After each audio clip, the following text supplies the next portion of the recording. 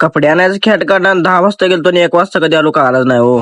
सकाळी पहिला आंघोळ करून घेतली आणि डायरेक्ट नवीन घरापाशी आलो. बघतो रे हुंबरा सजवतो. डायरेक्ट आपण गै पैसे आलो एकदम भारी वाटलं. जरा गैवर हात फिरला डायरेक्ट एंट्री केली घरात. पाहुणा कसा कुर्ता काढायला शेवटच काम केलं. डायरेक्ट फोटो एक मार म्हटला. फोटो काय आपण याचा मारला नाही. जरा गंडवलं वागायला हो. तेवढ्यात आमचं दाजे म्हणलं चल तुला जरा कपडे घ्यायचे आपल्याकडे डिग्रीचं मध्ये कपडे पसपडले. आपण डायरेक्ट सांगलीच गाडी घातली. पाहुणा काय आमचा ऐकनाच किंवा म्हणला मी गॉगल घेतल्याशिवाय इथं जाणारच नाही. 10-12 गॉगल काढला आणि वाघाने गॉगल हुडकून काढलाच. म्हणलं आता घरचा रस्ता भरलेला बराय म्हटलं. कारण की आता वाजला 1 म्हटलं आपण गेलतो 10 वाजता. आता दाजी आपचं देणार शिव्या म्हटलं आपल्याला. आमचा भाऊ म्हणला व्हिडिओ मध्ये घेऊ नको आपल्याला.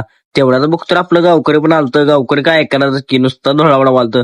आपण काय मग आपली प्रतिष्ठा सोडत नसते म्हणून आपण डायरेक्ट जेवल्यावर म्हणलं जरा फर्निचर उतरायला पाहुणा आपल्या काय हात लावून देतो. मग काय आपल्या गावाला निरोप धाडला म्हणलं शिस्तात जावा.